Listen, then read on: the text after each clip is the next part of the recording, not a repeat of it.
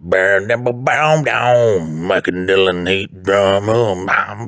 Bow wow. Welcome back to another episode of Mike and Dylan Hate Drama, where we give people advice. It's just a podcast. It's just a podcast that does podcast stuff. All the podcast stuff. Honestly, if you have two guys who are, more famous or more down to earth or with a better beard than Dylan and better sleeves, go to them. You're not going to waste your time. Look, you ain't going to waste your get out of here. What are you doing with your life? What the fuck are you doing? You're sitting here listening to this podcast, and it's not improving your life. It's not helping it out, but you're still here, which must mean you want to fuck us. Bug. F-U-G.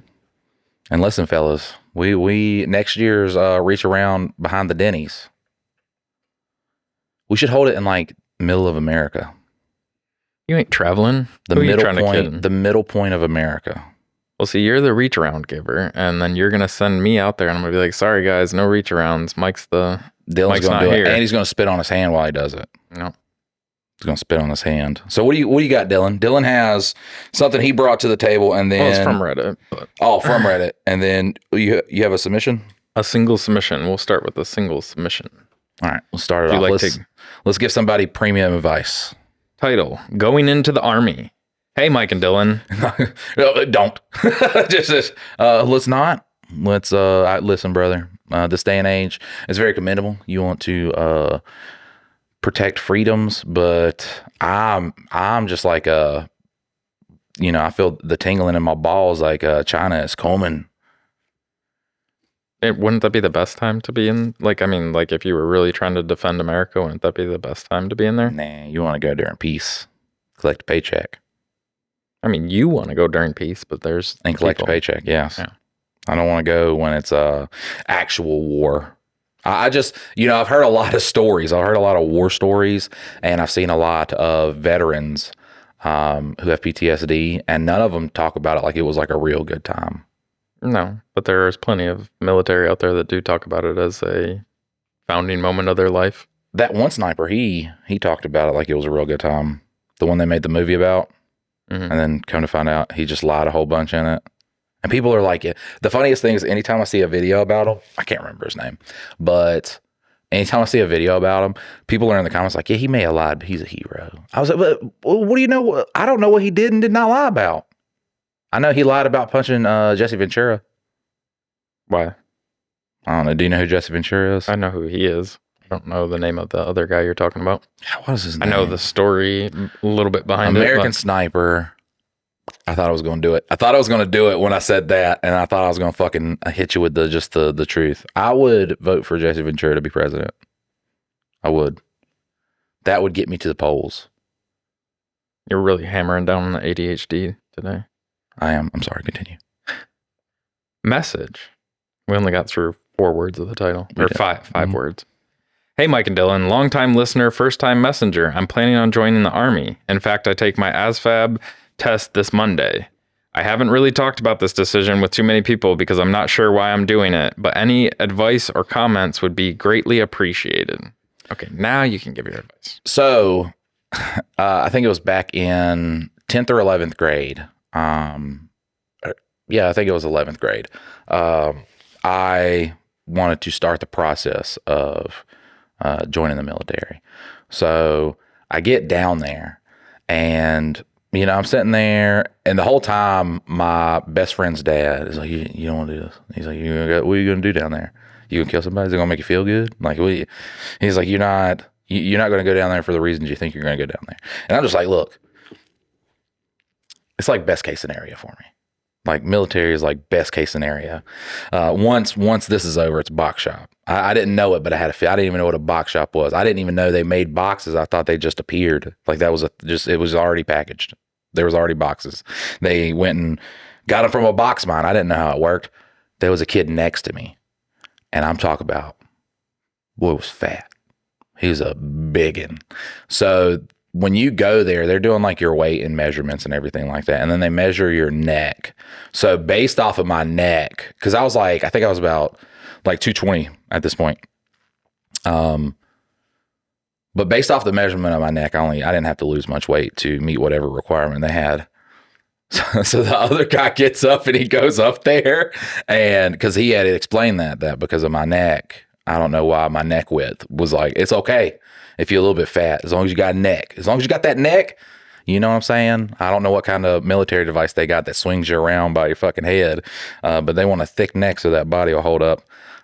He goes up there and he's just the guy. He's an older black guy, the fucking sergeant or whatever, the recruiter. And he's like, man, you gotta lose a lot of weight. And he was like, what about with my neck measurement? He's like, no, he's like, I ain't got nothing big enough to measure that. Like, he's just like, 'cause he had a pretty thick gullet there. But I'm talking about big boy. He was like, you gonna have to make some drastic life choices if you want to join the military. Well, now with whatever his name is, Haig or whatever, I don't know his name, but he's telling all the people in the military they're gonna have to meet their. That's a good place for that. That was a dumb place for that. Yeah. Getting my shot. But he was telling everybody that they have to meet the body fat index requirements for everybody. Doesn't matter. Beard's got to be. See, what happened was he went over to China, okay, and he saw that Chinese military. They don't talk. They don't speak. They don't eat. Aren't they those don't the same sleep. things? What? They don't talk. They don't speak. They don't. They double down. They don't use words. They don't. They double down. They don't make noises. Nothing. And he saw them all standing in a line, pristine, hair immaculate, each follicle measured to the perfect length, and he was like, "Fuck, that's crazy." The thing is, and I don't know why this is happening, but America, I seen this thing from 60 Minutes and then a bunch of videos about, it's like, we're getting ready for war with China.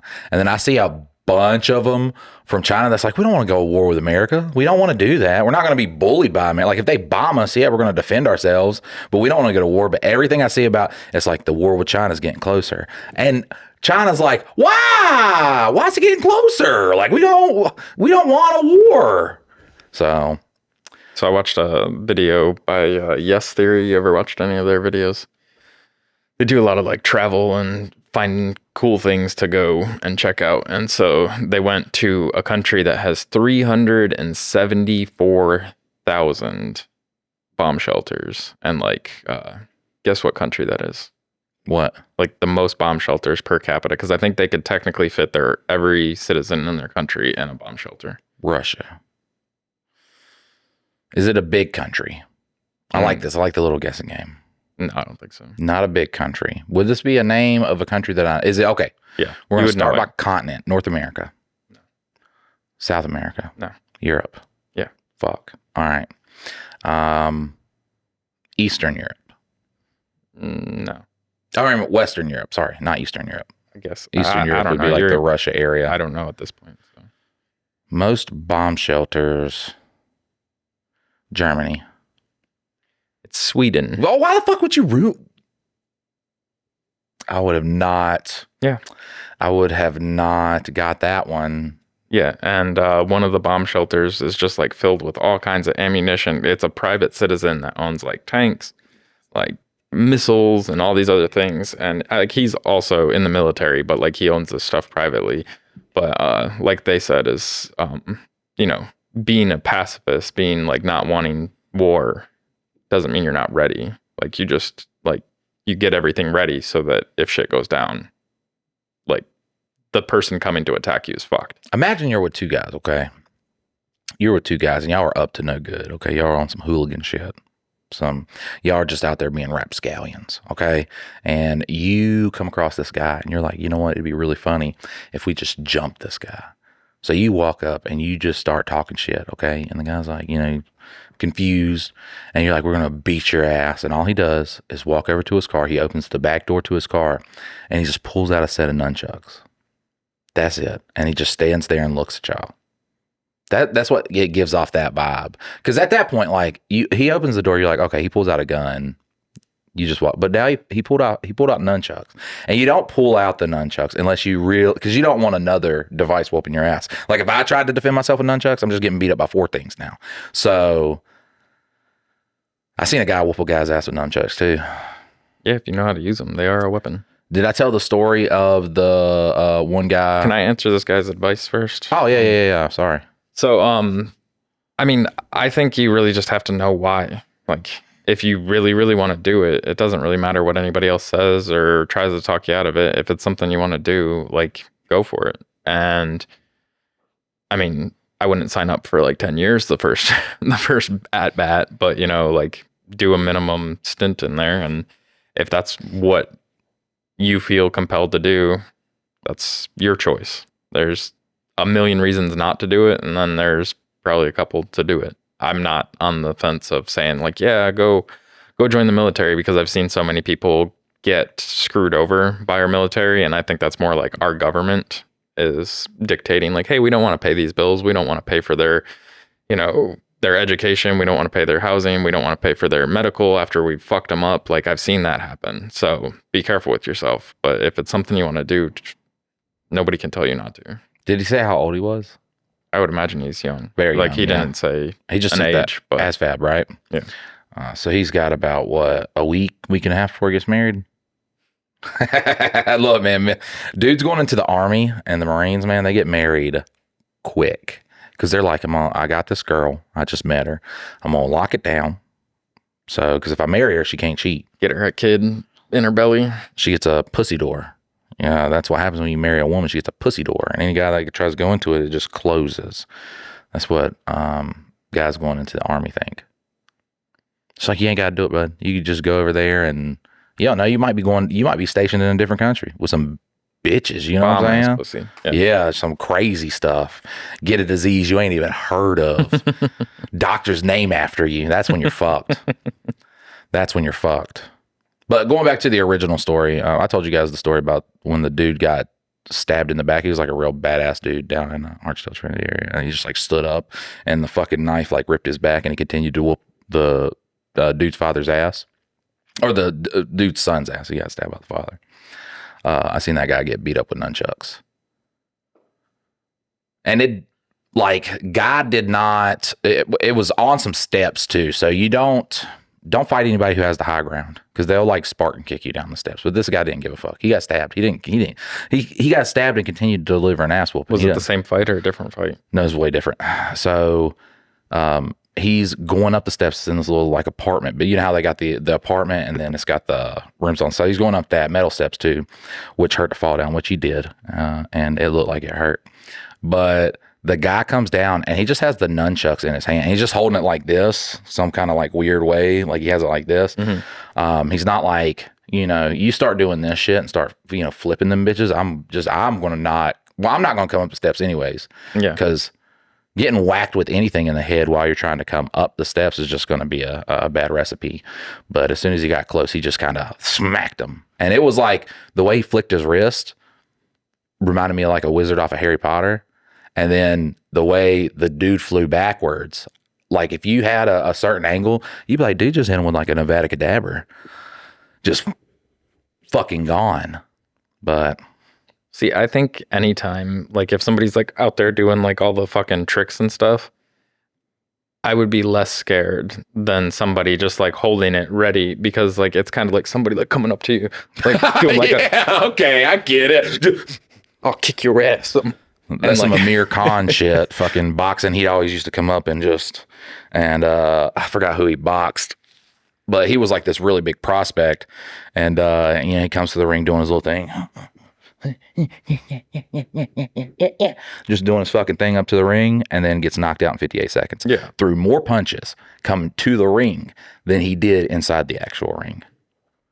Yeah, and that's the thing is like, if you're putting on a show, you're probably trying, like that's the thing is with an animal or anything like that, they make themselves look scary so that people don't fuck with them. But then once it actually goes down, like you're still just all fluff and feathers if you don't have the ass to back it up. So yeah, a guy with like nunchucks doing all kinds of crazy tricks, I wonder how many times he's actually like hit somebody with those nunchucks, where this guy is just like sitting there waiting, because he's like, no, when you get in range, I'm just gonna, and you're done. Those parties were so stupid, man. I don't even know what they were arguing over. I just knew when someone said there was tension a brewing, and then I heard the name of I was like, oh, this is gonna be. I'm gonna watch. Yeah, I don't like hanging. I didn't, because that guy is literally the type of person, like he'll just be drinking and then and he could whoop ass. Like I'm not fighting him, but he'll just like look at you and he'll be like, "What the fuck you looking at?" And I was like, I don't like people like that. No. I want to have fun. When I go to a party when I was young, number one overall is just hanging with my bros and drinking, like just, doing drugs and shit like that, having a good time. Step two is then bitches. Now, I will not, if me and my friends are going to do something way more fun and a girl's like, let's have fuck or something. Nah, fuck that. Like I said, we'll go play some fucking Commander back at an apartment.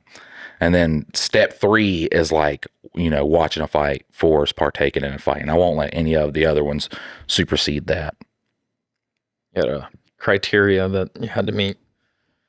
I wonder if I talked about the trashiest moment in my life, the trashiest thing I've ever done on the podcast.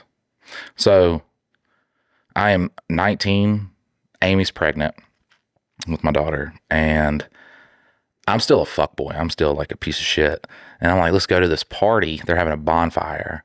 So we go down to the bonfire, and I'm drinking. Is this one where the guy pulls out the gun? Or you pull out the gun? No. Different bonfire. Yeah, no, we're drinking. And I know I've told this story before, but I don't think I put in like the real trashy details. But this guy comes down, and the last interaction I had with this guy was he offered me heroin, like in front of my cousin. And A, I don't do heroin, and B, my cousin's like, in the Army, good kid, shit like that. So it's just and also they were injected into their feet.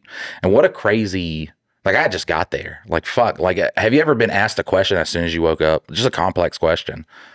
And it was like, hey, what are your plans for next Friday at, 3:30 p.m.? Do you want to inject heroin in your feet?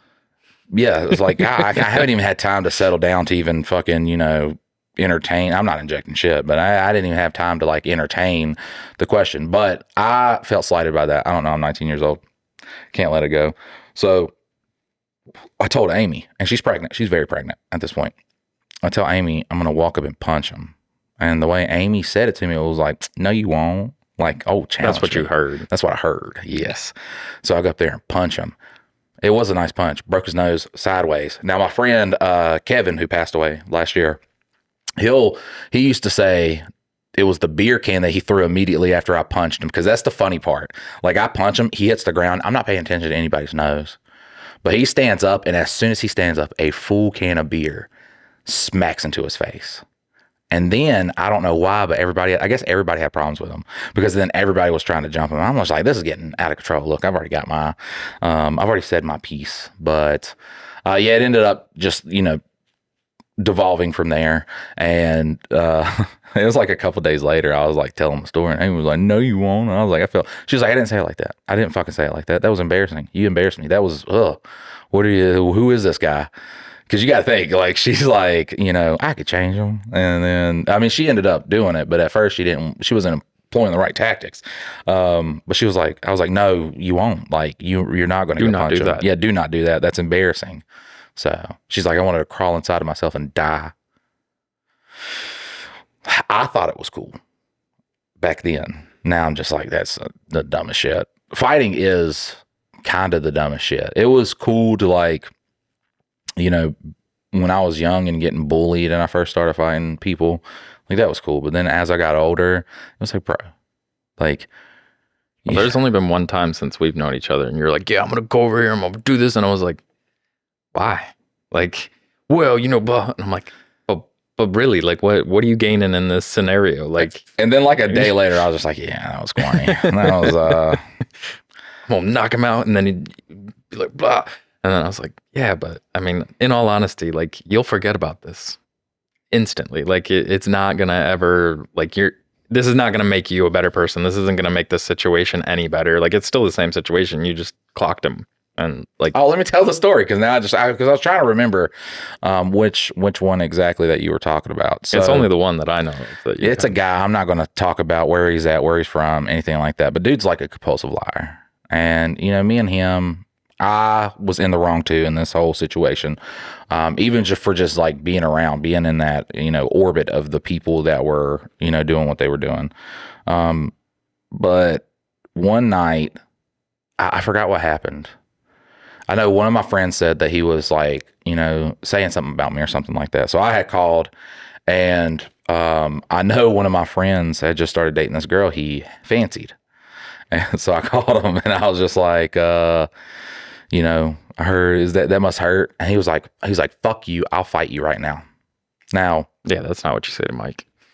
That because he was like, pull up, I'll fight you right now. Okay. I am trespassed from the premises. Okay. If I pull up, I get in trouble. Nothing can happen to him. I was there in a minute. Like I was there. I was ready to go to. So, no, I was not there in a minute because I had called Amy because Amy doesn't like the guy either. And I was like, I'm gonna beat his ass. And she was like, well, I'm gonna come up there just so I can like corroborate what's gonna happen. And then you can stand in the parking lot that's in front, so you can like try to not, legally get in trouble. Like, look, Amy uses me when she needs to. She does do that. Like she'll have, say one of her friends or someone she knows, like their spouse is being very mean to them, very dangerous to them. She employs me to make sure like situation. Like if there's a divorce going on, help me to, she pulls me in to kind of make sure, if someone's moving out, someone's doing something that is all handled smoothly. But yeah, don't call me and say pull up, because I'm gonna pull up. And I knew full well too that I'm pulling up where he's got like 10, 15 friends with him. And the funniest fucking thing too is I'm just there in the parking lot with my wife, and there's like 5 dudes, and they're fat, but they're not big. They're fat. They're all fat. Yeah, they're all fat. And like I am fat in my stomach, like my legs, my arms, everything's good. I'm still pretty mobile. These are non-mobile fatties. So I was not in the bits like scared. The problem here, I'm gonna tell the problem with fat people, okay?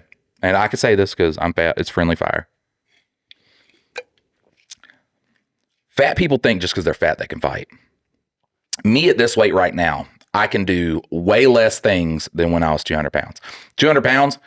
And they'll be like, well, I hit harder because I can put my weight. No, you can't put your weight into it.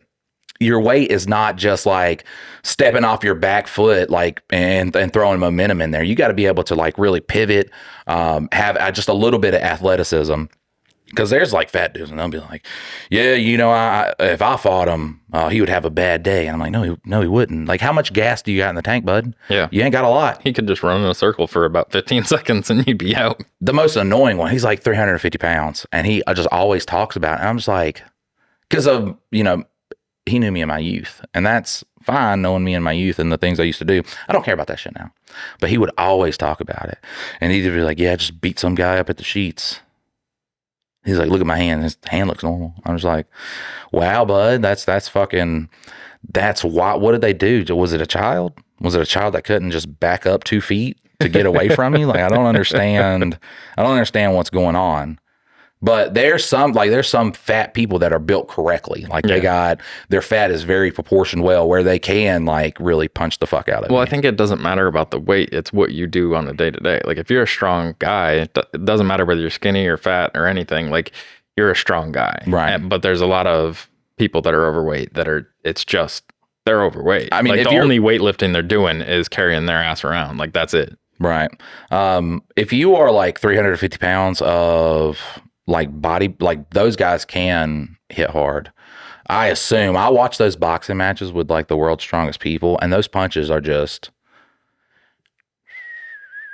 slow, so slow. And I'm like, how do you not have the just brain capacity to just be like, whoopsie, And if I am one of those guys, because here's the thing about like the oxidization of your blood. If you have muscles, it constricts your veins. That's why, like, really muscular people, not only the steroids, but it stops the blood flow to your heart, slows down the blood flow to your heart, enlarges your heart, all this stuff. If you got like a fuck ton of muscle, and it's that just like hard, strong ass muscle, your blood's not getting to your heart fast enough, and it's not getting oxygen fast enough for you to like really stay, what's the word? It's not good for your conditioning. So these like bodybuilders that do this, Eddie Hall and all them, for the first minute, you're like, fuck, someone's going to get their head taken off. And then after that, it's just like which would be me right now because I smoke and I'm fat. That's how I would be. That's why I'm not going to fight anybody. But that's how I would be in a fight. And I was like, why would somebody like pay to watch? I watch it off of YouTube a couple of days after it happens. Only if there's a knockout. And it'd be like a knockout in the 6th round. And the commentator has to call he's like, one of the most brutal knockouts you ever seen. It's not even a knockout. The other guy he was so fatigued that the punch, he just kind of got down and was just like, I can't because my fucking heart's going to stop any second now. Yep. I don't watch fighting anymore. I used to, but I just stopped. I love UFC. Now the UFC I've always loved. I've started to rebuild that love. Now back then, like I'd watch, World Series of Fighting, Bellator, fucking Dream, all that shit back then because I had time. Now I'm just casual. I watch UFC, only the big cards. I'm not sitting there every Saturday night for a fucking fight night. UFC's got some, they have so many cards that all of them are diluted. Like the big main events, they're super diluted. So imagine a fight night that they're putting together every week. And they're just like, fuck, we got a heavyweight division. There's nobody in the heavyweight division right now that can fucking draw. Besides Tom Aspinall, and the only way he's going to draw is if he fights one of the, light heavyweights that come up to fight him. Because just the heavyweight division is just so... Where does heavyweight start? 205. Well, 206 it starts at. Well, I guess in a champion... If we were talking about technicality, it'd be, 206.5? That's where heavyweight would start. That's crazy that it's that low with how... And it goes to 265. So there's a fucking 60-pound... you could be... But here's the thing, too, is like the guys who are 230, 240 are usually... That's like the best area. Once you get to like, the 265 area, that's like a Brock Lesnar, Alistair Overeem. Francis Ngannou did it really well. If you're one of those guys, you usually have a better time. I think Tom Aspinall's up there, too. I think he's close to the... But he's just a fucking... tall, fat, and he's fast as fuck, and nobody's going to beat him forever just because he's built crazy. Like he's just proportionately a huge motherfucker. Like he's not a fucking 6'2" guy who just has a shit ton of muscle. He's tall as fuck, and he's just agile. And then just the heavyweight divisions. I don't know what it is. I guess guys built like that, you got so many options. Like now you go play football, you go box, play basketball. There's no really big pool for them to go over there. And plus technically the best heavyweight in the world is not inside of the UFC anymore. Where's he? He signed a PFL right now. And he left the UFC for pay discrepancy pay dispute. What's PFL? The Professional Fight League. They hold like $1 million tournaments and stuff like that. I assume they just lose money. There's no way that company makes money. I don't know. Look, UFC, I mean, they figured it out, but they do severely underpay fighters for how much they gross a year. They severely underpay fighters, which if we're speaking of technicality, so boxing has the Ali Act. And the Ali Act is like, so the UFC is a promotion. And boxing, promotions are not the biggest thing. You have promoters who could throw on a card and use fighters from like different areas. The UFC and how mixed martial arts is now, the UFC is like the big organization. Mm-hmm. The promoter is the organization. That's not in boxing. And that's to protect like fighters and stuff like that. When you have a big pay-per-view, the fighters make the majority of the money, especially the two main event in the card. But in the UFC makes the most money. Yeah. So, and Dana White now wants to get into boxing, which, bro, you got all these fucking which, I mean, look, at this day and age, the Ali Act could get overturned. I don't fucking know. I don't know how that shit works, but I know right now with, his the current way he runs the UFC, that's not going to work in boxing. Because technically you'd have to pay out more for the fighters, and so you wouldn't be able to make as much. Is what you're saying. Correct. Well, and the Ali Act's in place too, so he's not going to be able to. He'd have to do he'd have to just get paid off of promotional shit. I guess he could fight outside of America. I know TKO. They are doing their own boxing thing. But have you heard of Power Slap? Oh yeah, I've seen that where people. Yeah. Do you know that's the biggest sport in the world? It's bigger than soccer, football, NBA really? Combined. Yeah, Dana White said that. Dana White said that. Yeah, I bought the pay-per-view for the last one. Oh yeah, I don't even think they have pay-per-views. I know they were signed to like TNT or something like that, and then after a year, TNT was like, we don't want this, and then they signed with Rumble, the social media platform, the diet YouTube, yeah, and then Rumble was just like, Or I think they might still. I know. I don't think they're with Rumble. They might be with Rumble. I don't know. But that's usually not. I'm saying soccer, which is, I guess, between soccer and cricket, right? To be the biggest. Yes, and then cricket would probably be the literally second all biggest. it takes is a ball. So a kid to fall in love with that, a person to like fall in love with that, like to actually play it, it's just a ball. That's all you need. Are you telling me kids love balls, Dylan? No. I'm saying that when kids get creative and they're poor as fuck and they have nothing else to do to keep themselves occupied, they find any ball, like it could be a soccer ball, volleyball, fucking basketball, The and head of the enemy. Touche. Balls, kick it. But it's one of those things where anybody can like play it, and so then people like watching the professional version of it because it's so unanimously, or what's the word? I don't know. Just like it's prevalent all around the world. Like you don't have to have a baseball bat. You don't have to have a glove. You don't have to have a football, the oddly shaped. Like it's just a round. Ball. Yeah. So, is it a volleyball? Use it. Is it basketball? Use it.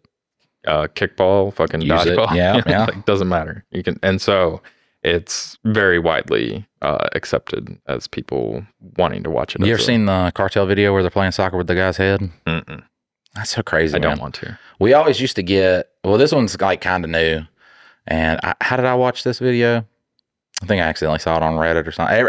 Every death video I've seen, from cartel to, someone getting hit by a train or something like that, to Charlie Kirk, I've seen against my will. I wasn't like, fuck yeah, I'm ready to see a death today. I just got on Twitter and then saw him get shot. And I was like, fuck, he's dead. I pronounced him right when he got shot. No, and then I looked it up. I looked up the article just to see like what was going on, because you said he was dead. So I was like, is he dead? And it's like, oh, he's in intensive care or something like that. And then you're like, nope, I saw the video. He's dead. And so like I was like, all right, let me go look at this video. And then the second I saw it, I was like, yeah, you're not surviving that. That's not a survivable shot there. My favorite thing is like, that's so funny because everybody's like, we think Israel did it. And then Netanyahu comes out and does a video and is like, we would never do that. And I was like, man, what? That kind of makes you look like you did that it. Does. Yeah. And then you get a bunch of professional trained snipers that's like, this wasn't professionally done. You would never shoot that area. And they were like, yeah, fucking shot him right there, severed his brain cord. He was dead like that.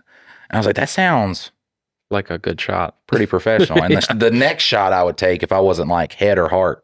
You know what I'm saying? Yeah. Like if I wanted plausible deniability. Because here's the thing too is, I don't know what all they have on that. Well, and the thing is, what they aim at versus what they hit. Like a professional sniper hits the target exactly where they want to hit it. But, they could have been aiming at the head. They could have been aiming at the heart. But most likely it was like, I'm sorry. That was a professional hit. It could be like MSNBC said. One of the supporters just got so happy he started firing his guns off. Yeah, that's it. That was like Yosemite Sam, like, woo! Yeah, that way to make yourself look stupid. Like how? Like how is there nobody? And he's told to say that. Like they can't say anything they're not told to say. I love news bloopers. I think that's one of my rabbit hole things. If I get into it like midnight, I'm fucked. I'm not going to bed till like 2 or 3 o'clock in the morning. See, I was watching yesterday some stuff on like Joe Rogan's podcast and things like that. And they showed Kash Patel, the leader of the FBI now. Yeah. And all of his like... The director. Well, like it was... He was talking about in like 2023, like, all the documents need to be released, blah, blah, blah. There's a list and they just don't want to do it, blah, blah, blah, blah. And then he goes through all this stuff and then he goes on Joe Rogan and he's like, nope, I've looked at all the information. There's nothing. He killed himself. Like, and it's just like complete, like, about face on it. And the thing is, like, I think he said that there's like no information, no list, none of this stuff. But then Pam Bondi ended up saying like, we got tens of thousands of videos that corroborate the story about like there being kids on an island. And so it's just like, they're not on the same page.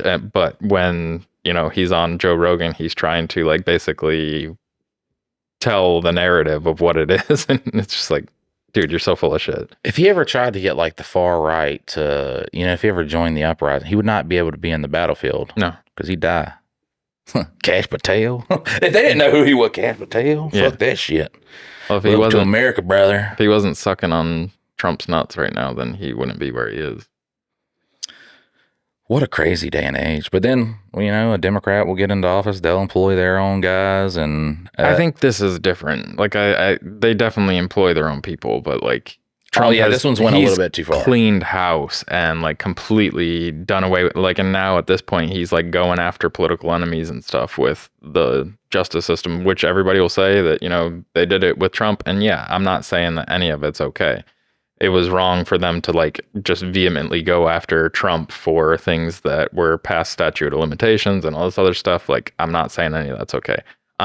My point is none of it's okay. Right. Like, that's the thing. I'm not saying like, well, it was different. No, it was not. But different. I think this is one of those desensitization moments. Like it's never happened until now. And then, when a Democrat gets in office, they start doing these things. And what you do is like you do it on the right and then you get your constituents to be okay with it. Then the Democrats are going to do it. Their constituents are okay with it. And that's just the thing moving forward. Yep. And that's how you take away freedom. I mean, that's exactly where we're at from the Patriot Act on. Like, yeah. I mean, every year that it's like Democrats will complain about this and then a Democrat will do it. And then, but it's different because it's my team this time. So like they're doing it justly. Look, all Donald Trump needs to do is sit down on this podcast and have a talk with us. Okay.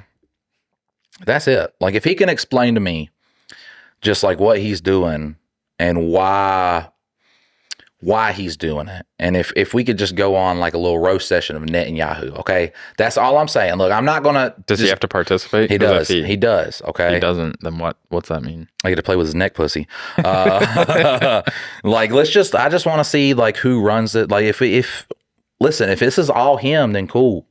But I think we have a daddy now. I think America has a daddy and it's Israel. Old Netanyahu, he's like, the Republican, Democrat, this is mine right here. This is mine. And I love looking at the comments too, because they're like, Jews and Christians are so closely intertwined. Jews do not think you get an afterlife, buddy. They think you fabricated a prophet. Made them up.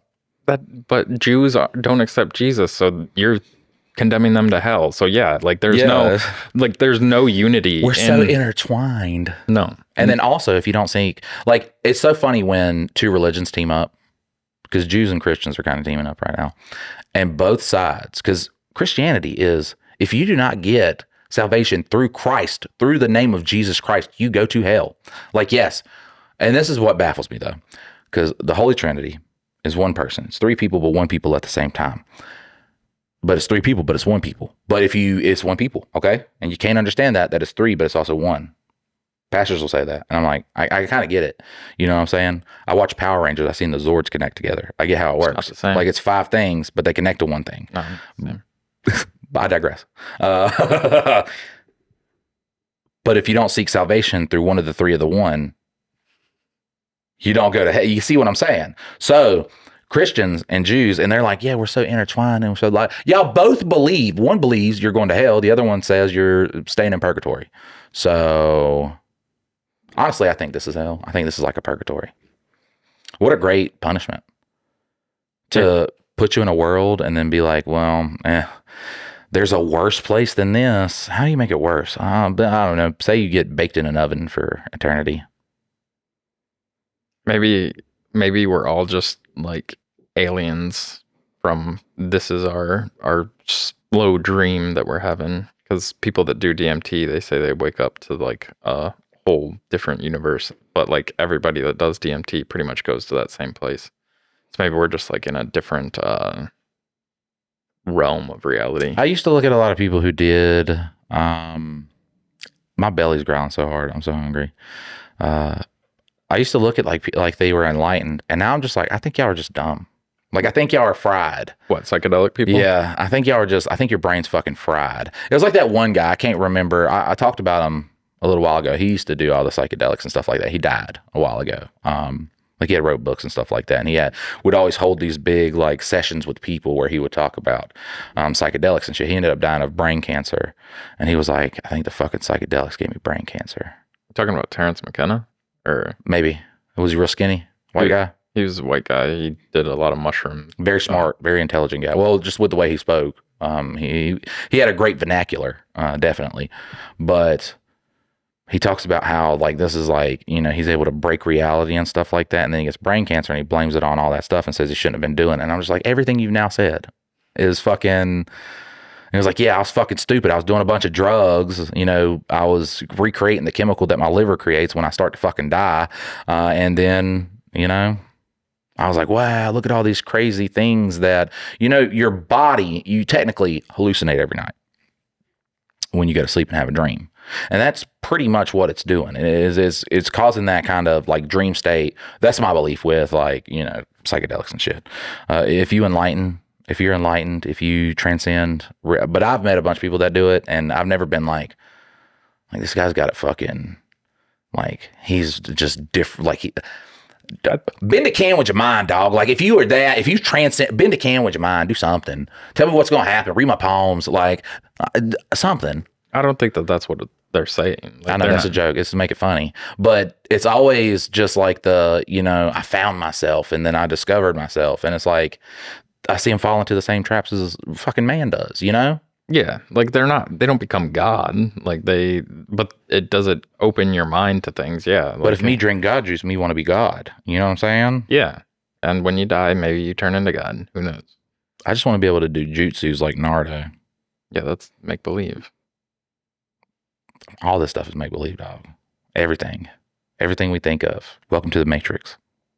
Maybe that's the answer. Maybe we're AI. Have you ever thought about that? I mean, we could just be a shitty video game. Black Mirror did a pretty good one on that. Where basically this guy created artificial life and they were actually living, and then they needed to like expand into newer things. But there was this one guy that had came in and he was enjoying like almost Grand Theft Autoing them. So he was like going in there and like smushing them and doing all this shit. And then so the guy ended up, I think he killed him. But then, yeah, it was a mind fuck of a like creating. And ultimately we could be that. We could be just on somebody else's Sims fucking game, and that'd be wild. Yeah, Mike's gonna have a drug addiction, right? Yeah, they're 20s. Typing that into my code, and it's like, all right, now they're gonna sit down for their boring ass podcast. We're gonna type in some of these people over here to watch it. And could you imagine just the Sims just sitting down in front of their phone and just?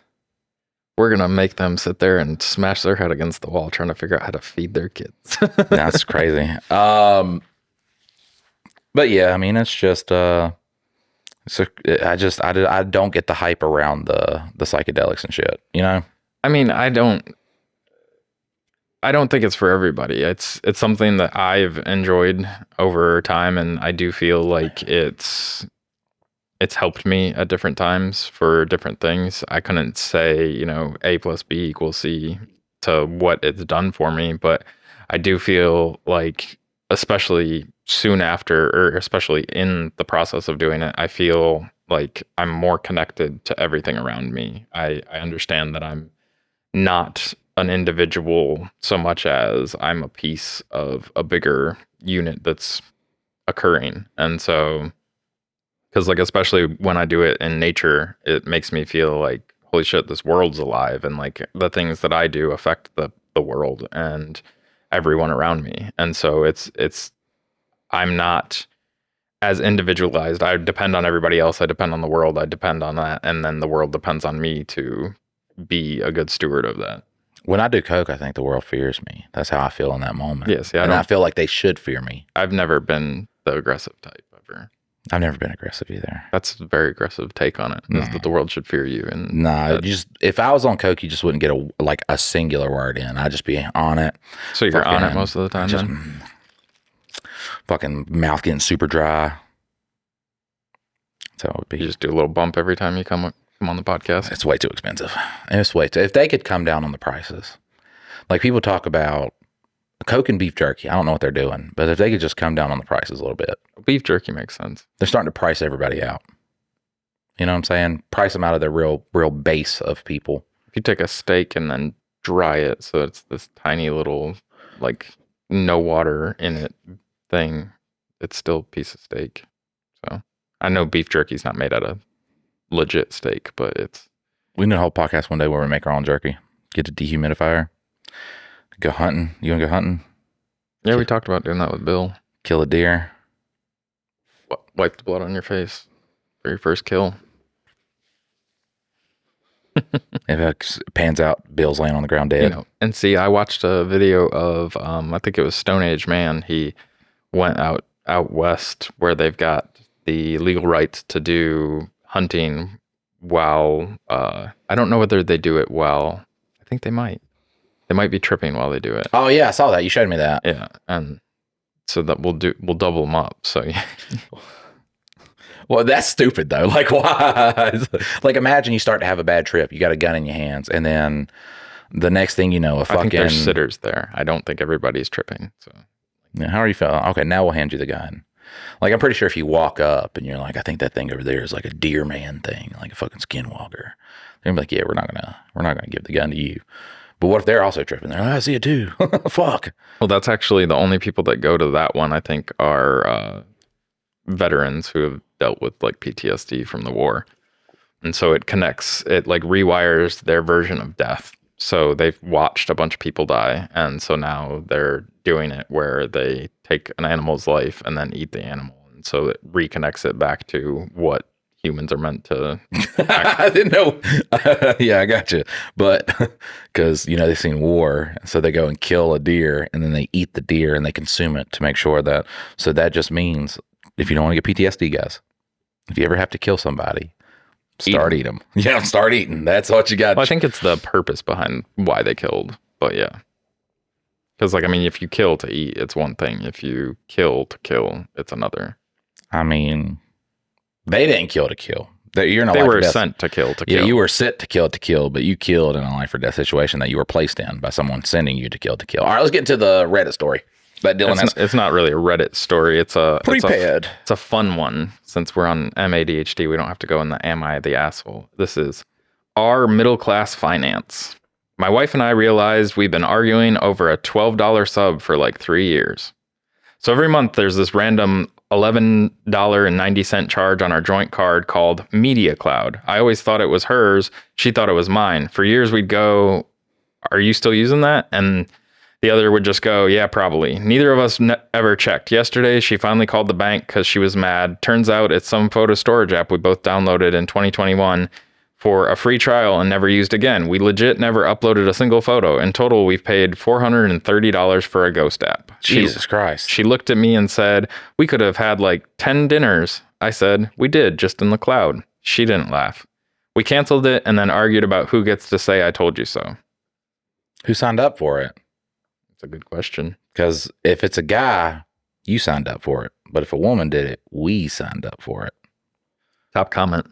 I'm very let down by the lack of sandwich in this story. There's no sandwich in that story.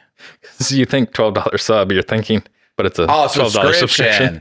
Oh, bro. That's what I thought. That's why I put it in. I was like, wait, where's the sub at? There's no sandwich. I'm glad we were all like synced into that too. Because when she brought up the dinners, I was like, oh, that's like, 12, I guess you get 10 sandwiches or no subs. Because she's like 10 dinners. Yeah, $430. That's $430 dinners. Or that's $43 dinners, but yeah. I'm stupid. What did I say? $430 dinners? That would have been $4,000 grand. If it was $10. I don't fucking know. Look, that's the thing too, man. When there's like a math problem, I ain't got to do it. I'm not a math guy. Save that for the fucking nerds. Look, they do math. They literally did a math problem. It was like, fuck, I like this so much. I'm going to keep doing it. That's the craziest thing that people do that. I'm really good at numbers, but it's like when it's in context. If you throw like a equation to me, I'm like, meh. But if we're like figuring out how much to tip and all that stuff, I just have it in my brain. 2 ducks and 2 ducks behind 2 ducks. How many ducks are there? 75 ducks. That's a lot of ducks. I can or cannot give you the correct answer to that. Yeah, I hate those ones on the internet where they do like the order of operations and then there's like 7,000 people with the wrong answer. I'm just like, what are you guys doing? Bro, we learned PEMDAS in 3rd grade, dog. That was 3rd grade was PEMDAS, dude. And it's so easy, but everybody's. That's what I'm saying, man. And we're monkeys, man. We think we're smart. We're monkeys. Like you throw us out in the wild, we can't survive. Monkey's already out in the wild, okay? Look, maybe a monkey can absolutely adapt to drinking the fridge. You know what I'm saying? go sit on the couch and watch TV. A monkey can adapt to that. We cannot adapt to what a monkey does at all. A monkey can adapt to what we do. So I was watching all those things yesterday on YouTube, and the funny thing is you don't really like Neil deGrasse Tyson too much. And I've always thought of him as like, yeah, I like learning from him. And I watched the Joe Rogan episodes with him on there. But when I saw like the most hated Joe Rogan guests, and that was one of them, I watched back, and it showed like how many times like Joe would try to like just talk and like present him with a question, and then he would just blurt over him and not let him talk at all. And so I was like, oh yeah, no, I could see where people don't like that. I think dude's just like he's a Tylenol American, man. He's ate up with it.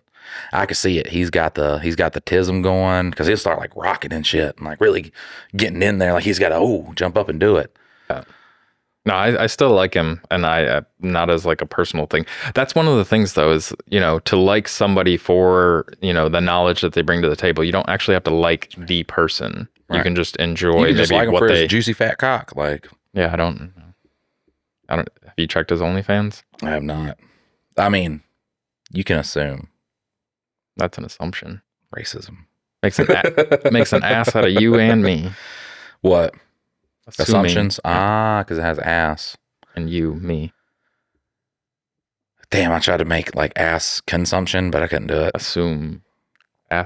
Consume. Assume. Consume ass. Yeah, no, there's tons of stuff though, and like watching those Joe Rogan things, it was just funny to watch the way that, because it's most of those are from when Joe was not like 2020 or what is it, 2023 Joe. Like, so all those guests and everything are from back when it was just an interesting show of interesting people having interesting conversations, and then you see these people just absolutely show their ass on the show, and it's funny to watch. There was one where there was a guy fighting for not only like fighting for Israel, but like championing the war that is going on between the two. And he's like, yeah, there should be a war. And it's like, no, they should just stop fucking killing each other and just fucking figure out how to, you know, live amongst each other. But he's like, have you been there? And he was giving this guy shit about like, if you're going to talk about this, you need to actually go and see it on the ground. And he's like, I can see the reports and I can see like news stories. I don't have to go and stand where it's the 2025. fucking We get to see the whole bomb drop. Like there's somebody recording the bomb just boom. Yeah. But the guy was like fighting on that, and I can't remember his other point. He's like, he kept asking him if are you an expert? And he's like, no.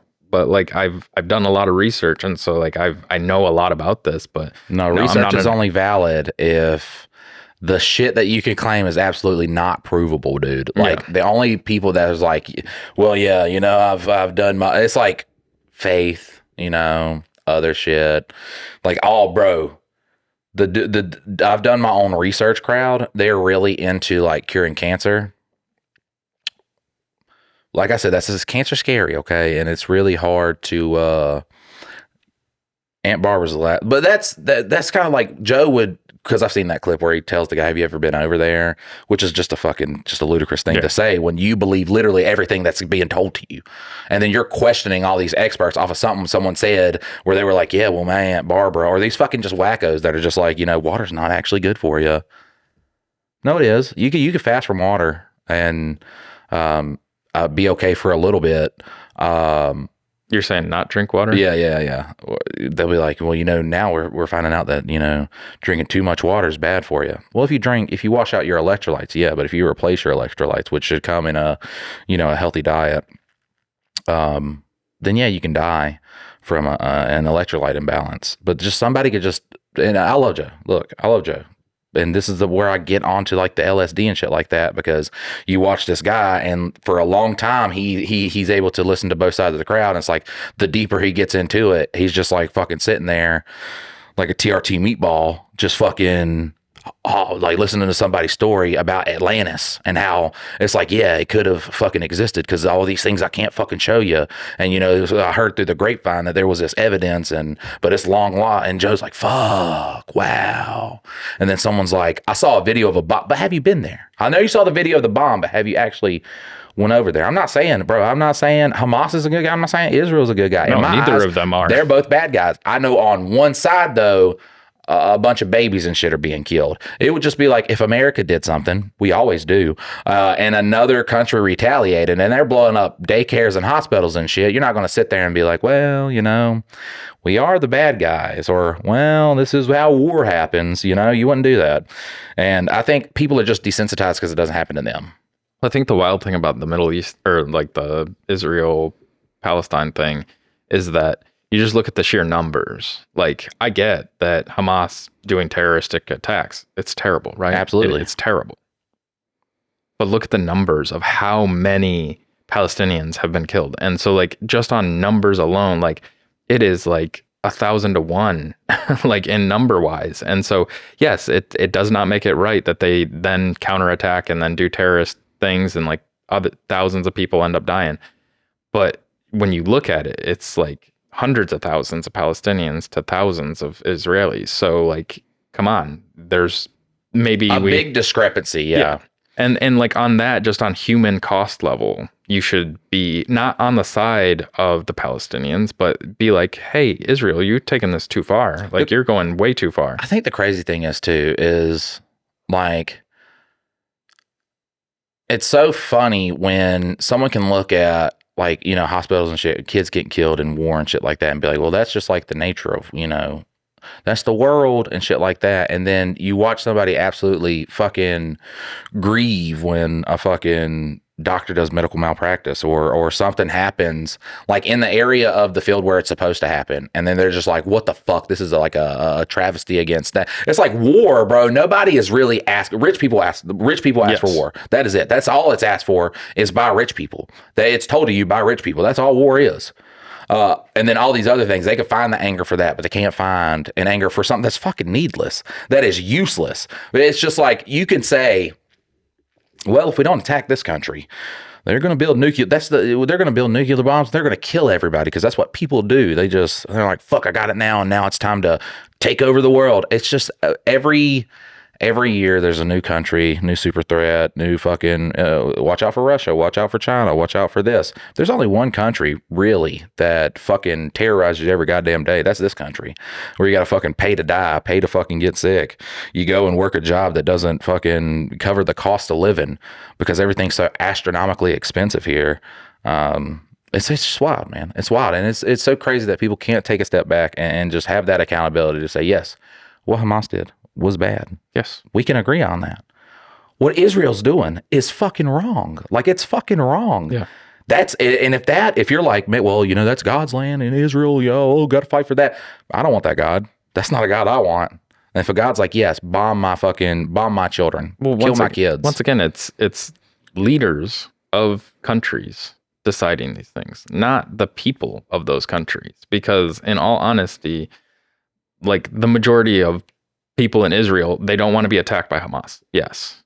Do they want to go and murder everybody in fucking Palestine? I don't think so. Well, and then in the same way, the other way around. Here's the thing too, like, imagine, like, your view on these things is completely controlled by people who are not there. Like, it's completely controlled by a fucking, you know, a blue-haired kid's going to get on there and be like, what Hamas did was right. It's that's someone who's not even they're not partaking. They're not getting killed. They're not getting fucking shot or anything like that. Just don't fucking listen to that person. And then on the other side with Israel, you watch it go, well, that's God's. They're not in the war. They're not fucking doing anything. You should just look at it for what it is. Put your fucking bias aside for the hate that you have for the other side of this political party. That's what's so crazy too, is all the feelings are controlled by the politics over here. Yeah. Nothing going on over there. It's the politics over here that controls the way that people think. That's the wildest thing. And that's why I say we're fucked. You know, we're all fucking, we got the smooth brain going on. It's like a fucking, just an 8-ball. That's what our brains feel like now. It's just a fucking magic 8-ball. And it's something that the government, they can just rattle our heads and get an answer. It's like fucking, are you okay with me doing this? You know, taking away this freedom. It's like, oh, yes. Or sometimes you rattle and it's like, shake again in a couple months and let me see what the other side does. And then I'll be like, yeah, you could take away that right because it'll hurt the other side. That's the country we live in, that we're so controlled by politics. You can't look at a war that does not involve us at all. It doesn't involve us a singular bit. And a whole bunch of children are dying, and people are like, well, Hamas, Hamas is not dying. Children are dying. A couple of Hamas die. Yeah. Bunch of children die. Like, imagine. Bunch of mothers, bunch of elderly people, bunch of people that would not be involved in this fight at all. Imagine Canada want to get rid of the KKK. So they started bombing hospitals and shit like that. And like the death toll was like, we got 40 KKK members. Like 30,000 kids. And it's like, what was that? It's like 30,000 kids. But then people would be like, well, they got 30 KKK members. Yeah, like, they got them. Fuck yes, let's go. They taking down the whole organization. They took them out. What a crazy. I mean, it's just a baffling world that we live in. Well, the wild thing is, just with what we've said about this, there are people probably listening that are upset about either way that we went on this. Like, you got to protect, the Palestinians at all costs. Yes, that's true. However, Hamas is infiltrated in they're in their territory. And so, yes, they are then somewhat responsible for what Hamas does, even if they don't sign on for it. And then on Israel's side, like, Netanyahu is deciding to just bomb the ever-living fuck out of the whole area there and killing so many people. Iran when he wants to, and other countries when he wants to, at no reprimand from any country. You must think of the power that this man has. He has a lot. Fuck, we shouldn't talk about him. I just thought about that. It's the whole thing of that people over here then will... Trying to dodge bullets from my neck. Get away from me. Netanyahu. There's so many people over here that will get mad for hearing basically the truth. Like, this is all fucked. There's no good guy in this scenario at all. There's no good guy on the two sides fighting. There's no good guy. There's a bunch of civilians getting fucked up by a crazy war that doesn't need to fucking happen. For once again, an imaginary line that somebody drew on a piece of land. Like, there's no real countries. There's no fucking, like, we make that up and we say that this is what it is. But I'm sorry, there's no actual line in the sand that says, hey, this is this country, this is that. Like, it is something that we've said, no, you stay out of our property. This is our property. And it's the whole fucking world. Well, they're backing it up with religion too. For a religion that does not believe in their religion and thinks that. Go look at what Ben Shapiro said. He said Jesus was a false prophet. And not even Jesus is a prophet. He was a false prophet who claimed he was so enlightened with God that he had to be killed because he was riling people up. That's what Ben Shapiro said. That's what Jews believe, is that he did not exist. Like, he was not there. He's nothing. And then they're like, well, we got to protect that land for the Jews because they think we're all going to hell. It's so crazy too, because both sides believe that the other side is wrong, and that, like, damnation level wrong, an eternity of suffering wrong. And I don't know. Religion's crazy, man. Religion is crazy. I'm sorry. None of these books were written by a deity. And at any point, anybody could say, well, man, God told me to write this. These are the words of God. That's how you get magical underpants, okay? You can look at that and say, wow, that's kind of, Mormons, that's a bit weird. That just happened. All these other religions just did that earlier than Mormons did. Ago, yeah. Huh? Thousands of years ago. Instead of when did Mormons do it? Like 150 years ago. Yeah. But yeah, that's essentially what it was. And look, like I said, I believe in God for my reasons. Okay. If you believe in God, you could just talk to him. You ain't got to be like, hey, Yahweh, hey, fucking Krishna, whatever, fucking Anu, you fucking whatever. You don't have to call him by name. You can just talk to God. And then at the end of the day, he wants to damn you because you didn't fucking give up that 10% of your monthly paycheck or your fucking weekly paycheck and put it in the offering plate for a guy who would, if you were homeless, not let you sleep under the fucking shelter of the church. Damn me to hell, dog. That's not a father I want. That's not a God I want. And I'm saying this, look, damn me to hell. I will. That's because it's so funny, because people are like, you wouldn't say that to the face of your creator. If I got into the face of my creator, okay, and I said, so let me get this straight. We get free will. You know what I'm saying? It's not technically free will because you have to do all these things to worship a God, to worship your father. Sometimes there were miracles for people. Sometimes there weren't. This is just how this book goes. Okay. Like all these killings, it's all in, because it's all in his plan. If this is all in his plan, then it's all these wars are in his plan. This whole fuck shit is in his plan. To sit here and just like watch this shit go on, and then I get to heaven and I find out the only way I get salvation is by fucking saying, you know, this specific name, going to church, to live in this fuck shit world. And I get it. Look, it's like, well, that's how you separate from it. No, that's how you rationalize. That's how you attempt to rationalize. That's how you disillusion yourself with how fucked this world is, because you have this. And that's another reason too why it's not going to get better, because I'm willing to say 80% of the world is religious. So they have, well, it's so bad here that but it's okay. That's how they rationalize it. Because after this life, you go to a paradise and shit. It doesn't matter how fucked this world is, because you're going to paradise after that. So this world can stay fucked. And that's just kind of like how they internalize it. Yeah, if I got into the face of my creator and I said all this shit that we fucking went through, and this was some goddamn project that you created us solely for the reason to be worshipped, like I created man, and then I'm like, worship me or you go to hell. Well, that's because we're not godlike, man. We're not a god. We don't have any god powers. We do not have the power to create universes. You know what I'm saying? Man has never created anything we have never created the living from non-living. It has not been done yet. We have not figured out how to do it. We figured out how to do every fucking thing else, but we have not figured out how to create something living from something that is not. That is something, okay? And to find out that the deity that exists beyond time and space could fucking do this, and then creates us to solely say, I just want you to worship, because we're not godlike. We're not even you don't have any powers. You don't have any omnipotence. If you're created in the image of God, that is on look alone, I guess. Yeah. We're not godly. Even in the book of Adam and Eve, eating from the tree of knowledge, the knowledge of good and evil. Why should we not have the knowledge of good and evil if God himself has the knowledge of good and evil? Well, and on that note, though, like, how was what Eve did wrong if she didn't know that there was such thing as wrong? Like, at what point she did something that was wrong?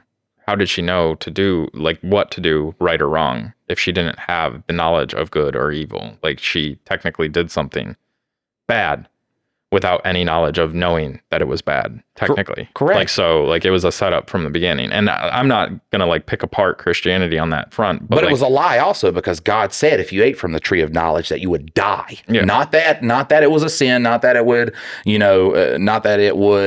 essentially taint, the human soul, because literally in that instance, in the Bible, God lies from the get-go. Yeah. If you eat from the tree of knowledge, you die. Well, I mean, basically, the way that I would say that it wasn't a lie, though, is like she then died. She became mortal. Whereas I think at the time she wouldn't have had to experience death. It wasn't an instantaneous death, but she still experienced death because of it. No, death was always just the only punishment for eating from the tree of knowledge was, well, for women, childbirth. Every animal, the thing that every animal has, that was your punishment from eating from the. That's such a fucked way to look at it. Right? Yeah, the thing that every animal has that is obviously painful and a very traumatic thing for the animal. The women have that because you ate an apple. It's also, listen, at the end of the day, in every religion, almost, you do have like this bad figure. You have the duality of good and evil, okay? And in Christianity, the deity that resides on the side of evil is, Satan. If there is an all-powerful bad, okay, and he wants to control the world, if the Bible was 100% correct, written in stone, all this shit, stupid phone, making me look bad, get off of here. If the devil was bad and wanted to taint the minds of humanity, the first thing he's going after is the Bible. That's the first thing I'm changing. I'm changing that all up. Fuck, I'm putting so much shit in there that you ain't gonna fucking know what's up. That's why you just can't. You can't believe anything that's written by man, that's produced by man, that is sold by man. Bibles are sold. That's wild. Your key to the afterlife. Pay for this bitch. You gonna come order you one. Well, I think that's the wild thing about religion in general. I'm just making sure my alarm's turned off so I don't do that again. I'm definitely not like. I'm not trying to fight against any of the religions. My issue though is like people have bought in so long and so hard on this that like really if you're not religious, you're a terrible person. Even if you live your life the same or better than a religious person, you're a terrible person because you don't connect that back to God.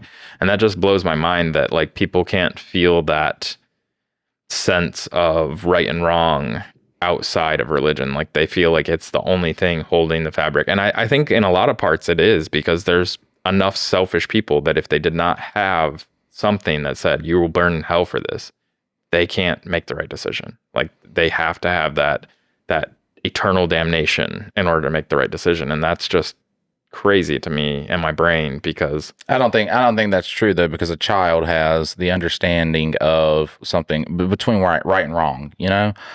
Even in its most base form, I believe religion is here to say yes, like if you revolt, rise up, eternal damnation. You don't want to die because there's a chance you get eternal damnation. If you automatically knew or assumed, it's like the Crusades, what you can do with religion. If you told people, hey, you get a ticket into heaven, they'll go fight anybody you fucking want. If they're saying yes, you will get a ticket into heaven, which I mean, look, if one of these religions is going to end up using that soon, I wouldn't be shocked at a new crusade. But if any of these religions, you know, there's a free ticket, you can't. At that point, I don't think of the worst of humanity. I think of the best of humanity. So I think if religion had that, you know, we knew the full story, we knew, you know, about, you know, creator or what, then you don't accept the bullshit that goes on here. And that's in the same way, you know what I'm saying? Like you don't have that fear. You don't live your life. You don't buy things. You don't purchase things because you're scared of death. Everything is tied to death. Almost every single thing, death and money is very tied to death, because that's what you want. You want money. You will literally work yourself to death to get money for when you get older or when you die to pass that on to your kids. Everything, every single thing is tied to death. Our wants, everything. We want the most, as much as possible, in regards to like vanity, you know what I'm saying? Like in regards to nice things, so we can show off and do all this stuff before we die. If you don't do it, then you're just going to die and you're going to miss out. You're going to have all these regrets of the things you didn't purchase and shit like that. It's crazy, but this is kind of like the psyche of humans now, is that, you know, I want more. And it all ties itself together too, because then, you know, it's so easy for politics to get their hands into that kind of thinking. You know, you don't have more now. You don't have this. You don't have that. Well, it's because there's illegal immigrants here. Well, it's because of this, because of that. Like it's because of these different things that we are showing you when it's not actually the real problem. We're just a very look this way kind of like I said, our egos put us so far above animals. Like we put ourselves so far above animals. We're not that different. Like we're not that different. See, then you take the psychedelics, you lose your ego, and then you're fucking. Then you're an animal. Then you're a fucking giraffe. No, then you're not worried about your material possessions and such. I've seen people that do, you know, and it's just, I think, just don't worry about it. Like, don't worry about the material things. The thing is like, if you have children, of course, you have to like work, provide for your children. You kind of do lose the right to be like, I want a very easy and laid back life once you have life, you know, have created life of your own, and now you're responsible for that. You do lose that. But, you know, if you wake up every day saying, I'm just going to have a good day. It doesn't matter if I buy a new car. It doesn't matter if I buy a new watch. I'm just going to fucking just go out and have a good day. I think that's a level of thinking that I think that's when you've truly ascended and you've gone past this world. But yeah, just a little bit about like my beliefs and shit like that is, so, because I say that, you know, I'm a non-religious theist. So You could say agnostic theist. I'm just a non-religious theist. So when we talk about the Big Bang, matter is neither like destroyed or created. It's just here, except for when it wasn't here and it exploded into existence, which is still a heavily, not. It's a very undiscovered area. Okay. Yeah. There's a lot of holes in it. A lot of just. Things you can't know. Things you can't. You will almost never know. You will almost never know. And once again, it's that something had to create. Okay, and this is my argument whenever somebody gets on that point. Who created God then? Because that is the thing: is if something can't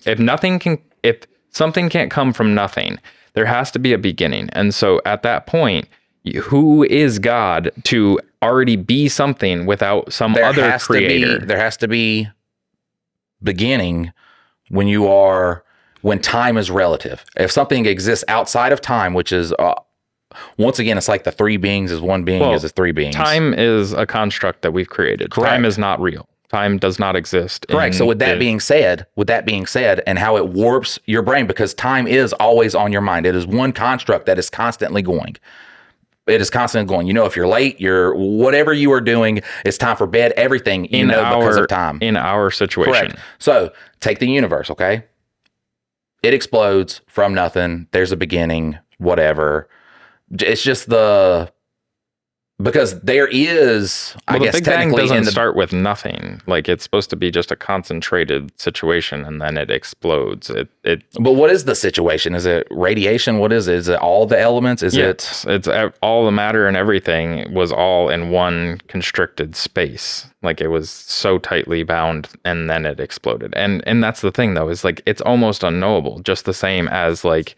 That's my biggest argument whenever somebody wants to say you can't create something from nothing is like, okay, you can say that, but die on that hill. Who created God? What created God? Because God cannot be just in existence by himself without being created by something else. Like, there's no way that like you can have this all powerful being. Where, how, like there has to be something. So like you can't pick apart that something can't come from nothing, but then God came from nothing. He just is. But also with every known element that we know the elements in the universe. Like, of course, there could be some fucking strange planet that's core has fissioned something absolutely fucking crazy out of the elements.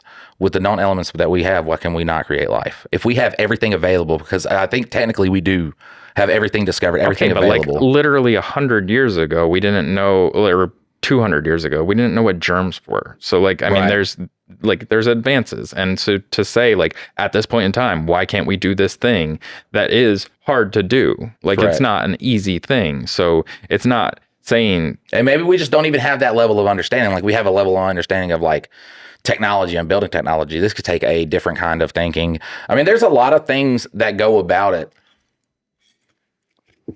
It's just hard to say, because if there very well could be the Big Bang. Like I said, it's things that you can leave on the table. There very well could have been a Big Bang, a size of matter, but that too would have to have at a beginning. The only time it makes sense is if there is something that can exist outside of that realm, outside of time. That's where like you could say, okay, I can kind of wrap my head around that more, because that too, that ball, that fucking compact of energy, whether it has always been or not, the universe started from that explosion right there. We have all the elements, planets, whatever. From that compact thing exploding, that compact thing too would have to have a beginning. But if you set aside the construct of time and says something resides outside of that, that's where once again, it's an unknowable. Like, it's completely unknowable. When you die. That's the shitty part, is like saying, well, when you die. But you don't, because you're dead, so you don't know shit. That's what I'm saying. But if you don't wake up, that's right. You know what I'm saying? But I think my best example of how mind-fucking it can be, and it's such a cheesy thing, but literally it's Orion's fucking necklace in Men in Black. It's literally a marble that then creates a whole nother fucking universe and whatever. What's bigger than a universe? Dimension? I guess. Yeah, But like, dimension would hold a universe. but inside of that, there's like all these other galaxies and shit inside that. And that's because when you look as far as we can see, it's one thing, but to say that there's not more than what we can see and even more. And at that point, the all-knowing God just does not make sense in my brain. So he's controlling our earth because there's sure as fuck is other life out there. Like we are this tiny little blip inside this tiny little galaxy, inside this tiny little planetary system on this tiny little fucking blue marble.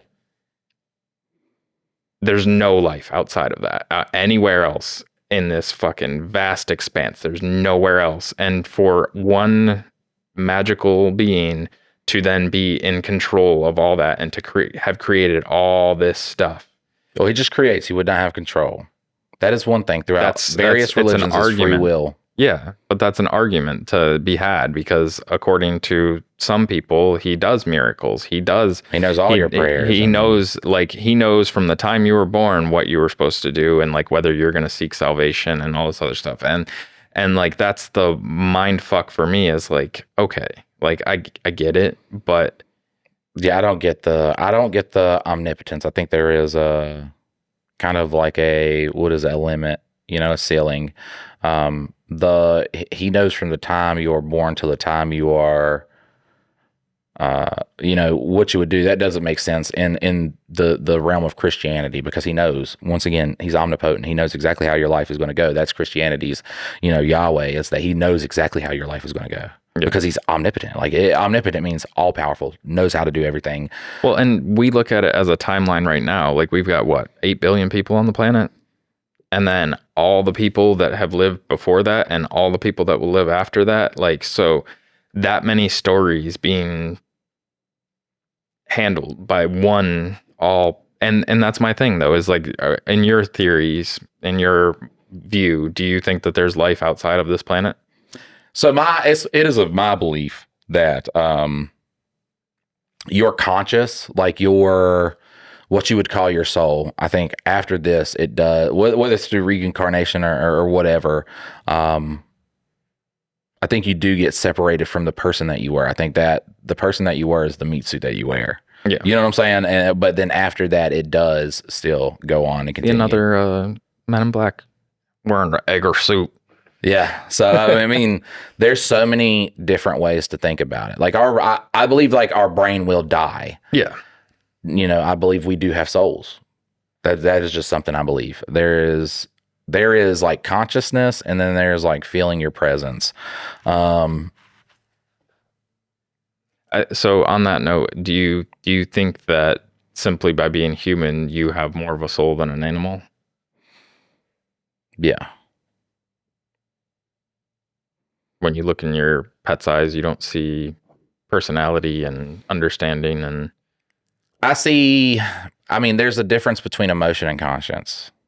Like you can have emotion with no conscience. Consciousness. Conscience. Consciousness. Conscience is knowing what's right or wrong and having that talk to you. Consciousness is... I think you can have like emotion. You can like, if you step on something and cause pain, like it can have that kind of like instinct reaction. And then I think there's something that, exists beyond emotion that really gives you what makes us who we are. You know what I'm saying? Like you can have a chimpanzee forever that's loving and sweet and cool, and then it fucking kills you. And then you can have a animal, a dog that you love that's sweet. You can have a kid that's loving and sweet and that kills you. Like it's all. That I guess too. It really is about how things are raised. I do think though that with how people are, sans like very mental illness, we don't aggress to that hurt animal state. You know what I'm saying? Where we get hurt, we seek help. And that's just always been when an animal gets hurt, they are very angry. That's the time when they start biting you and fighting and, doing all that shit back is when they're, sick and dying and going through, death. But like the comparison you're making is the exact way that old people are. They get angry and fucking violent and I don't think that's how old people are. I think that's how, like, if you start to lose your mind. I think there's a difference between grumpy and like vicious. There's a definite like difference there. I don't think there's a correlation between a grumpy old man and then fucking leopard with a broken leg that's going to fucking tear your face off. But a broken leg, it is protecting itself because it wants to be left alone because it's now in a weakened state. Like it's not biting you because it's trying to be the aggressor. It's trying to do it in protection. It's not doing it to take you out. It's trying to avoid you taking it out. Maybe it is a difference of understanding. I don't know. Yeah. I mean, those are like, and these are the big things that keep me from religion, because there's not a lot of good explanations of like, what happened to my dog that is now dead? Do they go to heaven? Do I ever get to meet up with them as their soul? Dogs too are just a lineage of beating obedience into them. Like they were not an obedient fucking species. We literally beat and bred that happiness into dogs. I mean, yes and no. Like we are a cohabitating, like, so I don't have to beat my dog to make them because obedient. That's been instilled in it through years of beating the dogs. Yes, but like with cats literally are just they were in the proximity, and rather than kill the people, they started eating the table scraps. And so we have domesticated them. Like it doesn't have to be a beating them to get them to do that. It's a mutually beneficial situation. So it doesn't have to be through beating. It can be through like, he feeds me, I protect him. That's literally the way that can happen. It doesn't have to be with a beating. And how do you know a dog's reaction is not just like, here's the guy who feeds me and does, like, I only go for a walk when I see this guy. I only get, if a dog's in a kennel, I only get let out of the kennel when I see this guy. Isn't that not going to cause excitement through not having to have the consciousness it takes to fucking have just understanding? But yes, dogs, when they started off as wolves, like they fucking captured them, had them in fucking camps and stuff for like the perimeter and shit like that. And then over time, we beat and bred the wolf out of wolves. Okay, that can be the way that you look at it, but like, do you have documentation that says we beat the fuck out of them to make them submit, or is that's domestication? Like we got the pretty form of it now.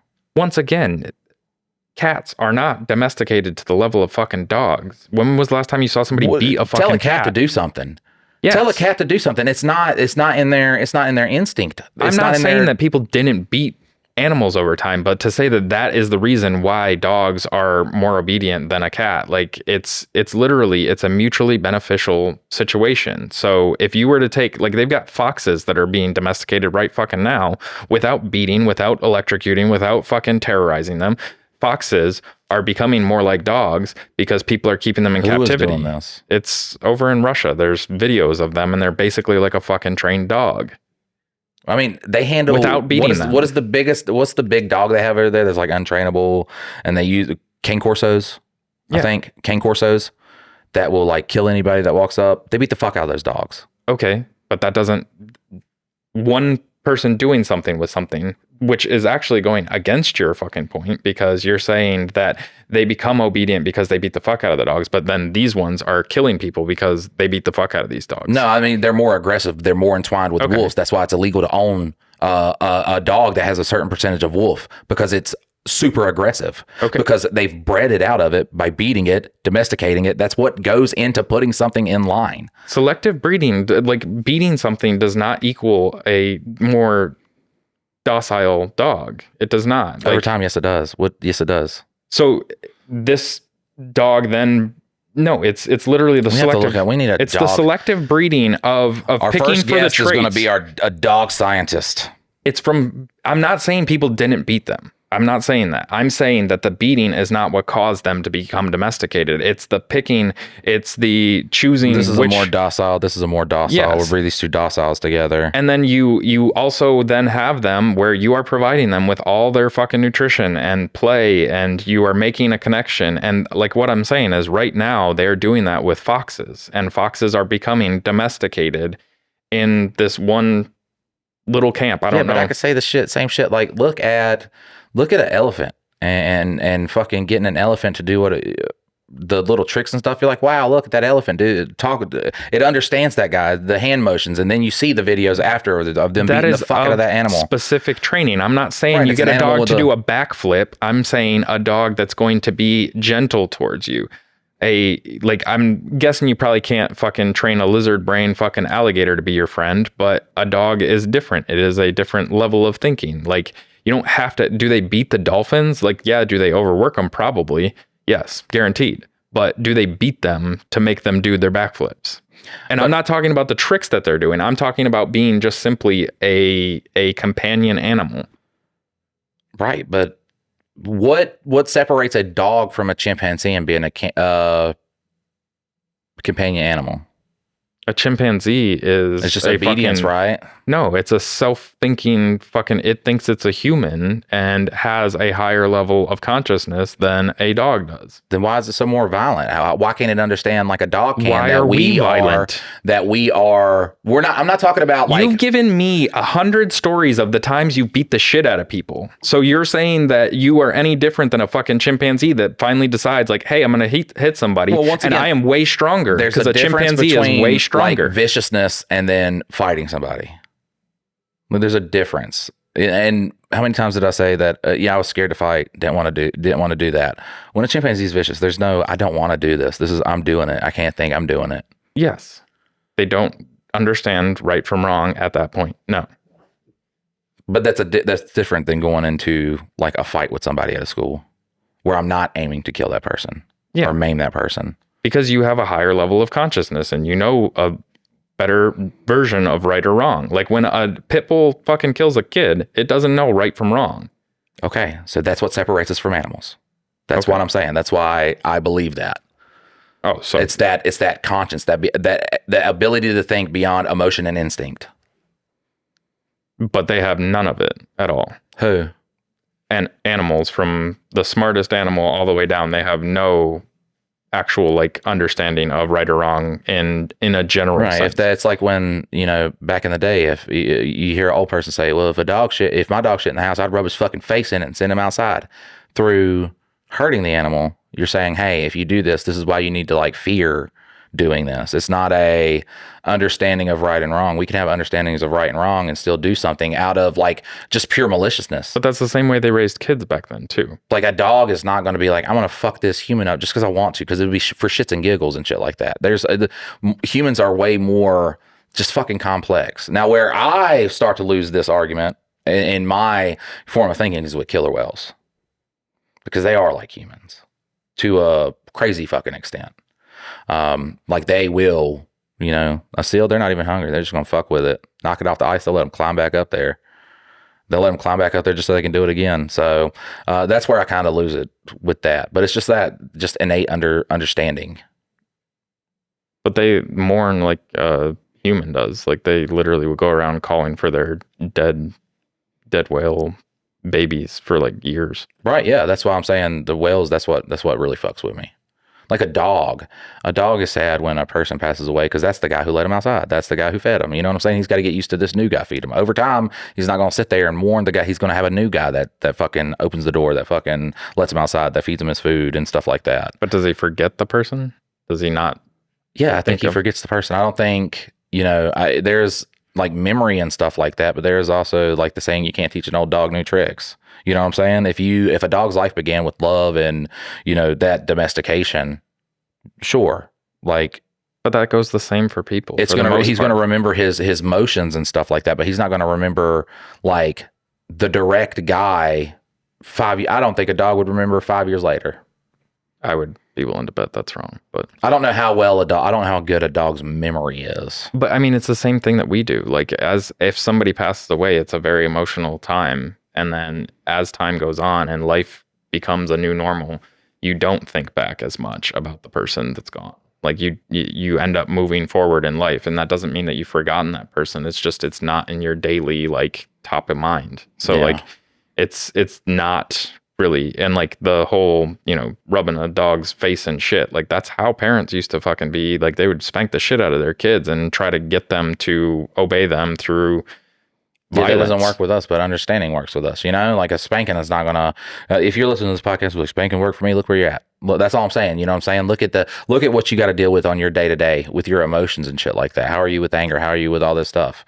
Like, it's not, you still did fuck shit after you got a spanking. It's not like spankings did anything. But if I sat down and I really tried to like talk to you, the real you know what I'm saying? And get you to understand like the levity of the situation, then I think that's a better device to get someone not to do something than to be like, I'm gonna fucking whoop the shit out of you. Because you can beat the fuck out of somebody, you can lock them in a prison cell. It's not going to teach them that, you know, if they're doing wrong things, they're doing wrong things. But it's also from I believe, like, you know, the serial prison guys that go, the revolving door prison guys. It's like almost in their like intelligence level of, I'm not going to be able to make a living out here. I know more things to do now because I've been in the prison. So I believe that I am more intelligent now. I am a more intelligent criminal.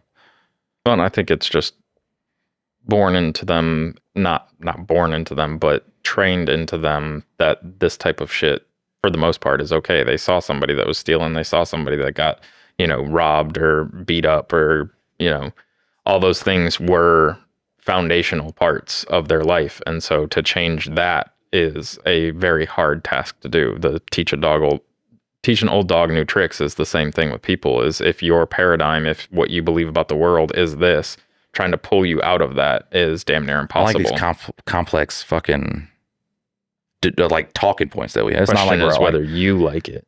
Yeah, that's fine. Yeah, we got real into this too. This is about to be a long ass fucking episode. All right, look, guys, we're gonna wrap it up. We're gonna let's do a little bit of in a couple weeks we'll address this dog situation. We got to get like a fucking expert on here. Don't promise anything. Look, we're probably gonna forget. Let's get local people, man. I don't give a fuck about a celebrity, dude. Like, I don't give a fuck about somebody who has not lived our goddamn life. You know what I'm saying?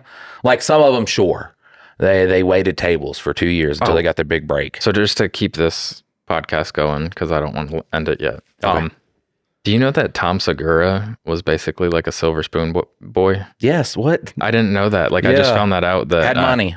Yeah. And so like he acts like he's, and like, I mean, for the most part, he was kind of like one of us. 99.9% of comedians, Joe Rogan, all these guys came from well off it. Not families that had like a lot of money. Joe Rogan wasn't. He had two parents that both worked jobs that allowed him. There's this difference. There's almost like oh, you could just go out there and do it. Like, he had the capacity to have something to fall back on if it didn't work out. He had, you know, parents to help him out and shit like that. It's not like a fucking, I mean, a house to go back to is not really a guy with nothing. Also, you got to think when he like exploded onto this, what is that, in the 80s? Who are you talking about? Because I'm saying as time goes on, yes, you have like social media and stuff like that, but now you're competing against everybody in the fucking world. Like, you're competing to have a name. Back in the 80s, like, you just had to have like the means. You know what I'm saying? Like, if you got to California, you could work a job, get an apartment in California, just getting to California, get an apartment, and everything's a honky dory. Now the fucking the cost of living is so astronomically high. That's what I mean by that. I'm not saying like they had money. No, but Tom Segura's parent, like his dad worked for like Merrill Lynch or some shit, where he was he grew up. And then Bert Kreischer, how do you say his last name? Kreischer. Yeah, like his whole like bit is on being in college. Home dude was in college for 7 fucking years for a 4-year degree. Like, yep. Like, there are not, but also too, you can get a grasp of the levels of comedy too. You can you can get that grasp of it. You can see the people that have the people that understand. There's an understanding of people that also goes on in comedy. Bert's thing is a really funny story about college. Tom Segura's thing is funny stories about his life. And then there's someone who like Nate Bargatze. Like, he came from, yes, he had a mom and dad, but he grew up really fucking normal for the time. You know, he gets out, he's, you know, working these fucking, you know, odd jobs and shit like that. Works at a fucking, he waits, he works at a fucking water plant. Like, he lived that human experience. Yeah. He didn't fucking overnight get on somebody's podcast. He's the biggest thing in the world. That's why he can go out there and say these fucking stories, little stories, going to the airport, fucking, what happened when 9/11 happened. He's standing out there with a fucking lantern, you know what I'm saying? And then he makes a joke about it because he just has that innate understanding of people. Yeah. Like, he's a genius. He plays dumb. He's a fucking genius. Nate Bargatze's a genius.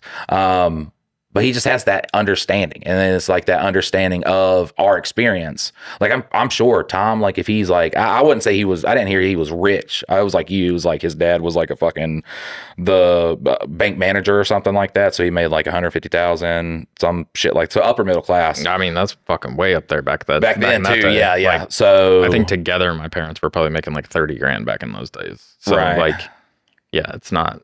But it's the difference. I think it's the difference between, and you can see it kind of in their space too. It's the difference of Tom Segura Burt compared to Mark Norman. Well, I think the crazy thing about a guy like Tom though is like he seemed like an average guy that was up there doing comedy and everything like that. And then once he like hit it big, like he totally just like shits all over poor people. Like, oh, you fucking, like, and I'm not saying Tom does this. I'm not going to call anybody out that does this. Okay. A lot of the comedians you see today, maybe some close to that sphere, absolutely have writers.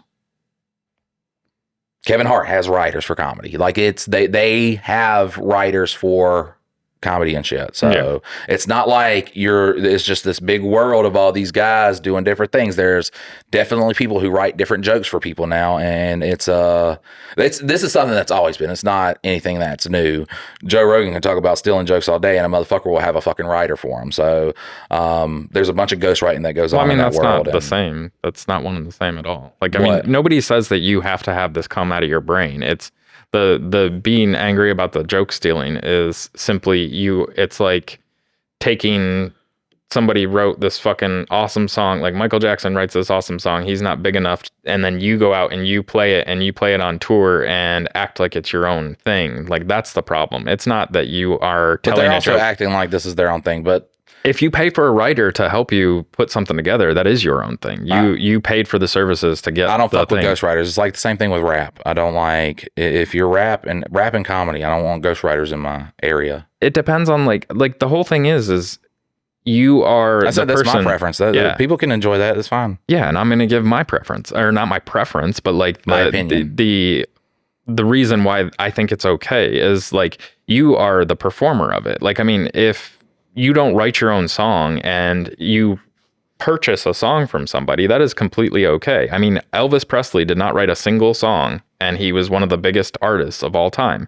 It was not because of his songwriting abilities, it was because of his performances. And the same thing with being a comedian is like, you could technically have somebody help you put together an act, and that's just as fine as somebody who writes their own. There's no downside to that. Like if it's a funny performance and you like, you know, it'd be like if every single actor needed to write their own lines for their own movie. Like that doesn't make sense. And I'm not saying that comedians shouldn't take part in that. Yes. But the thing is to like slight them because they didn't write every fucking word in their stand-up is like, it doesn't make sense in my brain. And then you just give any charismatic person some jokes. I don't respect it. It's not like I value people who like make their own comedy. It's just my preference. It's like in rap, you value someone's like lyrical abilities and ability to come up with the rhymes and stuff like that. It's pretty much the same thing with comedy. Yeah, but like in a rap too. Like, I mean, if it's a good song, it's a good song. Like they're the performer, they're the one with the name. Like, I mean, Kanye wrote a bunch of fucking shit for people. And Eminem wrote a bunch of shit for people. Like he wrote rap. Eminem fucking he wrote fucking all of Dr.